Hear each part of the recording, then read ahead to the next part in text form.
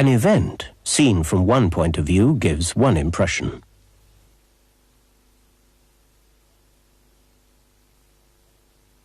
Seen from another point of view, it gives quite a different impression. But it's only when you get the whole picture you can fully understand what's going on.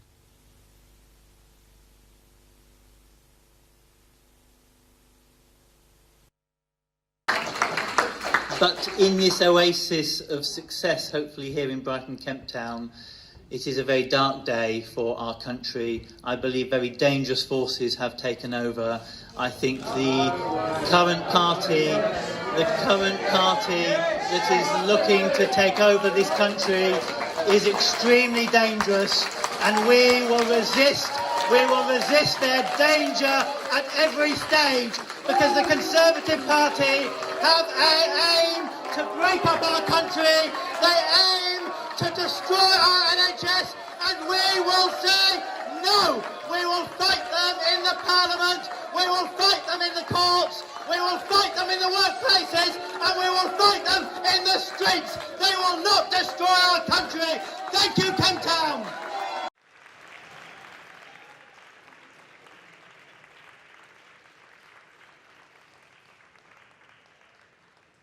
I, Leslie Seary, being the Acting Returning Officer at the election of a Member of Parliament for the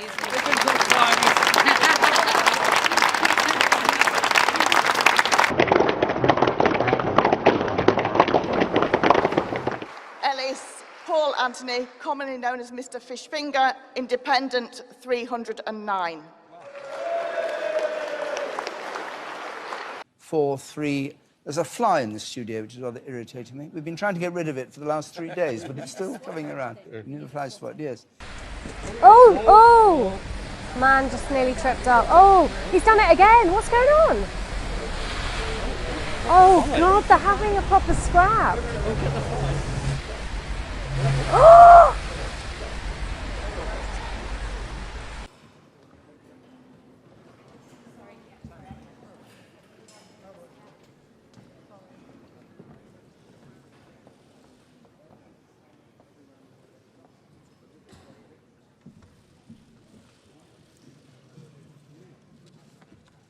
We're going straight to Uxbridge, where the Prime Minister's seat is, and let's join the returning officer. Is as follows. Harvey Jonathan David, commonly known as Count Binface, Independent, 69. Hughes David Stephen, commonly known as Lord Buckethead, the official Monster Raving Loony Party, 125. Burke Norma, Independent, 22. Courtney Jeffrey Dennis, UK Independence Party, 283. Humphreys Joanne Ilone, Liberal Democrats to Stop Brexit, 3,026. Johnson Alexander Boris de Pfeffel, commonly known as Boris Johnson, the Conservative Party candidate, 25,000.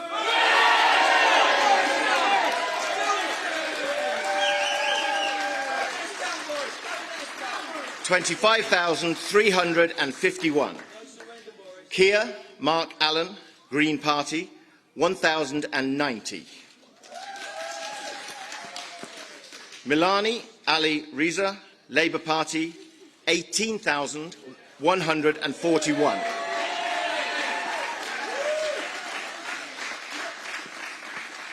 Smith Robert Jr., commonly known as Bobby Elmo Smith, 8. Tobin William John, 5.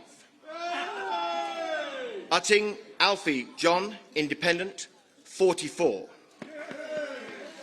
Jorgenstein Yace, commonly known as Yace Interplanetary Time Lord Jorgenstein, 23. The number of rejected ballot papers was 93, and I hereby declare that the said Boris Johnson is duly Boris elected. Johnson, Prime Minister, re-elected in Uxbridge. Thank you, Mr. Let's hear what he has to say. Good morning, everybody. Good morning, ladies and gentlemen.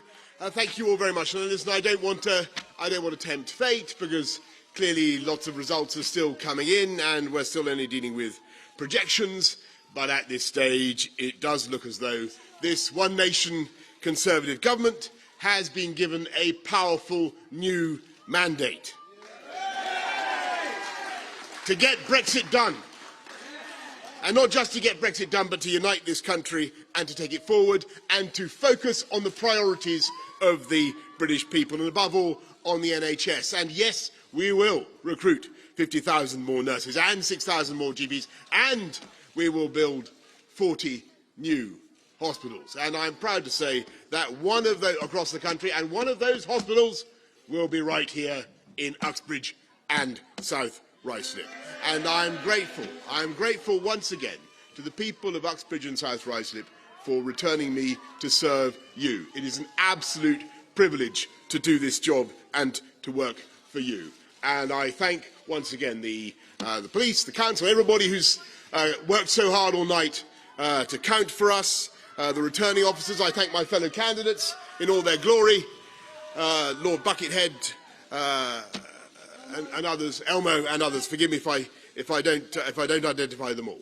But above all, I want to thank the people of this country for turning out to vote in a December election that we didn't want to call, but which I think has turned out to be a historic election that gives us now, in this new government, the chance to respect the democratic will of the British people, to change this country for the better, and to unleash the potential of the entire people of this country.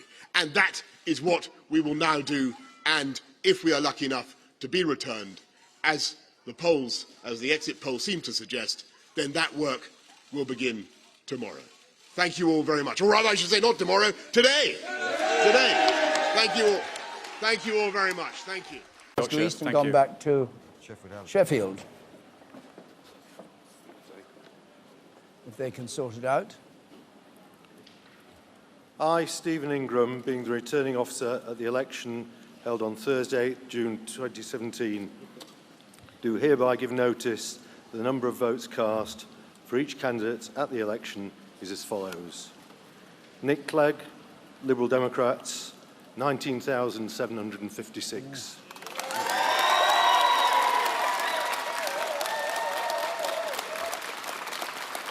Jared O'Mara, Labour Party, 21,881.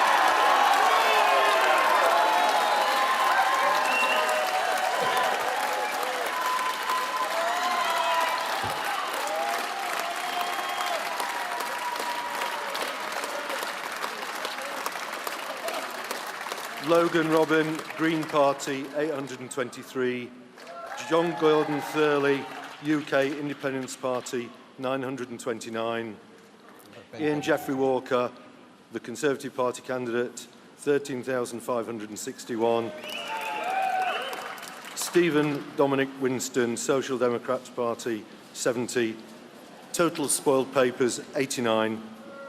And I hereby declare that Jared Nick O'Mara Clegg has lost his seat in Sheffield Hallam. It's worth remembering, he looks quite saddened by that he was the man responsible for the great experiment in politics in going into the coalition with the Conservatives and paid a terrible price. His party did, and now tonight he's paid the price and does look what you might call almost visibly upset at having lost Sheffield Hallam. He does. He's been the MP there for a long time. Of course, this is the end of what had been a very successful political career. He was the Deputy Prime Minister for 5 years, of course, then took on those brutal wounds from being part of the coalition.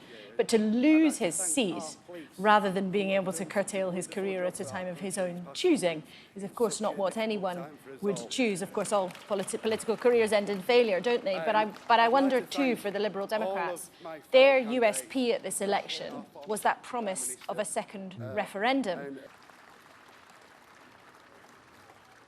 Ladies and gentlemen, I'd just now like to invite Nick Clegg to say a few words. Thank you. Thank you very much for the.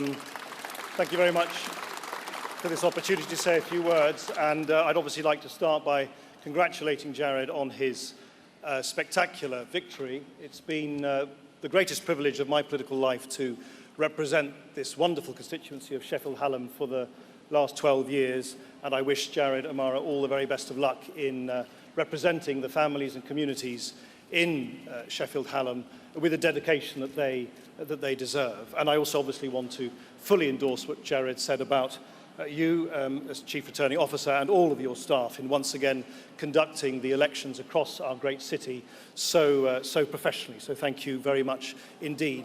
A huge special thanks from me to Penny Baker, to my agent Andy Sanger, and to my whole team here, who not only supported me as ever so unflaggingly in this snap general election, but also in the 12 years in which I have served as an MP in Sheffield Hallam, and prior to that, my Liberal Democrat predecessor, Richard Allen, as well. Thank you from the bottom of my heart for everything that you have done. Thank you very much indeed. In my time in Parliament, I've never shirked from political battles. I've never retreated from the political battlefield. I've always sought to stand by the liberal values I believe in, but I, of course, have encountered this evening something that many people have encountered before tonight, and I suspect many people will encounter after tonight, which is in politics, you live by the sword and you die by the sword. But I would just like, if I may, just to say a couple of words about what faces the Parliament that is going to be constituted in a few days' time in Westminster. It is a Parliament which, in my judgment, will not only face the excruciating task of trying to assemble a sensible government for this country, will not only need to deal with the agonising decisions which we face as a country as we navigate our way towards Brexit, but is a Parliament that is presiding over a deeply, deeply divided and polarised nation. We saw that in the Brexit referendum last year, and we see it here again tonight. Polarised between left and right, between different regions and nations and areas of the country, but most gravely of all, this huge gulf now between young and old. And my only plea would be to all MPs, including Jared, from all parties, is this, that we will not pick our way through the very difficult times that our country faces if in the next Parliament MPs of all parties simply seek to amplify what divides them. We must try and reach out to each other to try and find common ground if we are to heal those profound divisions. Because if we do not, it is my judgment that our country will endure unprecedented hardship and difficulty in the years ahead.